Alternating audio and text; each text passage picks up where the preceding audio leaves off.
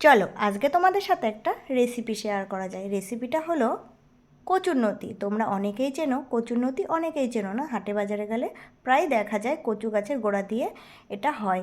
তো দেখো আমি কচুরলতিটা ভালোভাবে সুন্দরভাবে ছাড়িয়ে নিয়েছি। তোমরা কারা কারা কচুরলতি খেতে অবশ্যই ভালোবাসো অবশ্যই জানিও। তো তোমরা রেসিপিটা তো দেখো, রেসিপিটা হচ্ছে আমি কচুরলতি ভাপা করব আজকে। তো দেখো প্রথমে কচুরলতিগুলো কিন্তু ভালো করে ছাড়িয়ে নিয়েছি।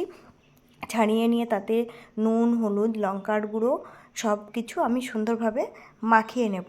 আর দেখো আগে থেকে মশলা করে রেখেছি আদা, রসুন, জিরে, আদা, লঙ্কা বাটা আর চিংড়ি মাছ। চিংড়ি মাছগুলো কাঁচা চিংড়ি মাছ, সব কিছু কাঁচা মশলা সুন্দরভাবে মাখিয়ে নেব। লবণ, হলুদ পরিমাণ মতো, ঝাল পরিমাণ মতো, তোমরা যে যতটুকু খাবে পরিমাণ মতো দিয়ে নেবে। তো আমি এখন সুন্দরভাবে এটা মাখিয়ে নেব। আর সঙ্গে অবশ্যই দিতে হবে সর্ষের তেল। তো সর্ষের তেল দিয়ে সুন্দরভাবে কিন্তু আমি মাখিয়ে নেব। এটা রেসিপিটা হচ্ছে চিংড়ি মাছের ভাপা কচুরলতি দিয়ে। তো তোমরা কারা কারা খেয়েছো অবশ্যই কিন্তু জানাবে। আমি ফার্স্ট টাইম বানাচ্ছি তাই তোমাদেরকেও ভিডিওটা দিলাম যে তোমরাও করে খেয়ে দেখো কেমন লাগে। তো আমি ফার্স্ট টাইম খেয়েছি, আমার তো খুবই ভালো লেগেছে।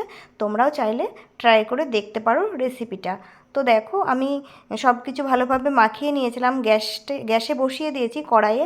আর মশলা ধোয়া জলটা সামান্য পরিমাণে দিতে হবে, বেশি জল দিলে কিন্তু হবে না, কারণ কচুরলতিটা ভাপে ভাপে রান্না হবে। তো গ্যাসের ফ্লেমটা কিন্তু একদমই কমিয়ে রাখতে হবে। কমিয়ে রেখে ভালো করে ঢাকা দিয়ে দিলে আস্তে আস্তে কিন্তু হয়ে যাবে, কারণ কচুরলতিটা টাইম লাগে না বেশিক্ষণ গলতে, তো তাড়াতাড়ি হয়ে যায়। তো আমি সুন্দর করে এখন ঢাকা দিয়ে দেব। ঢাকা দিয়ে তোমার 10 থেকে 15 মিনিটের মধ্যেই কিন্তু রান্নাটা হয়ে যাবে। তো দেখো আমি সব কিছু চাপা দিয়েছি ভালো সুন্দরভাবে, যাতে হাওয়াটা বেরিয়ে না যায় ভেতর থেকে। তো দেখো আমার কচুরলতি কিন্তু সুন্দরভাবে গলে গেছে। আর দেখতেও কিন্তু খুব সুন্দর হয়েছে, খেতেও কিন্তু খুব ভালো হয়েছিল। তোমরাও করে দেখো। ফার্স্ট টাইম করেছি আমি, অনেকবার বলে ফেললাম কারণ অনেক সুন্দর হয়েছিল।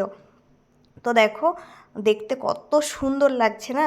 তোমাদের কেমন লাগছে অবশ্যই কিন্তু জানাবে। আর নামানোর আগে সামান্য একটু গরম মশলা দিয়ে আমি নামিয়ে নিয়েছি। কচুরলতি কিন্তু খেতে খুব ভালো লাগে, কিন্তু কচুরলতি ছাড়ানোটা খুব মুশকিল, অনেকটা সময় লাগে কচুরলতি ছাড়াতে। তো কেমন লাগলো জানিও।